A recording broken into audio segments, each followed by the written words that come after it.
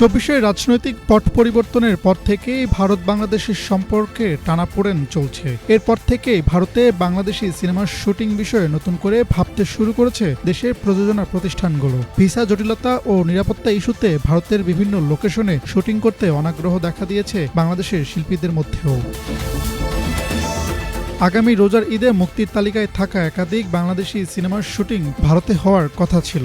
এছাড়াও অভিনয় ও কারিগরি সহায়তায় যুক্ত হওয়ার কথা ছিল ভারতীয় শিল্পী কলাকুশলীদের। সেই অনুযায়ী প্রস্তুতিও নিয়েছিলেন প্রযোজক পরিচালকরা। কিন্তু সাম্প্রতিক সময়ে দুই দেশের সম্পর্কের টানাপোড়েনের জেরে ভারতের পরিবর্তে এখন বাংলাদেশি সিনেমার শুটিং হতে পারে শ্রীলঙ্কায়।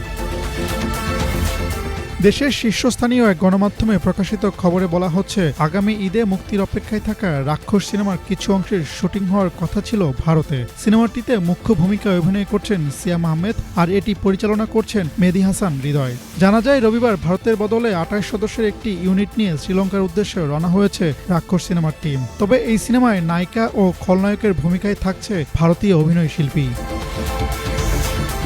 শাকিব খানের নতুন সিনেমা প্রিন্সের কিছু অংশের শুটিং হওয়ার কথা ছিল ভারতের বিভিন্ন লোকেশনে। ভারতের ভিসা জটিলতায় এবার এই সিনেমার শুটিংয়ের জন্য বেছে নেওয়া হয়েছে শ্রীলঙ্কাকে, এমনটাই দাবি করছে গণমাধ্যমটি।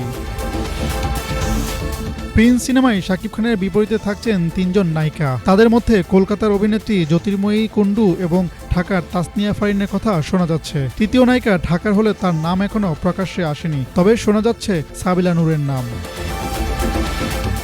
এছাড়াও আরও ৩টি সিনেমার পরিচালক ও প্রযোজকরা জানিয়েছেন, ভারতে গানের শুটিং হওয়ার কথা চিন্তা করলেও এখন তা বদলে শ্রীলঙ্কাতে করবেন তারা। শুধু সিনেমা নয়, বেশ কয়েকটি বড় বাজেটের মিউজিক ভিডিওর শুটিংয়ের ক্ষেত্রেও ভারতকে বাদ দিয়ে শ্রীলঙ্কাকে বেছে নিচ্ছেন কিছু প্রযোজনা প্রতিষ্ঠান।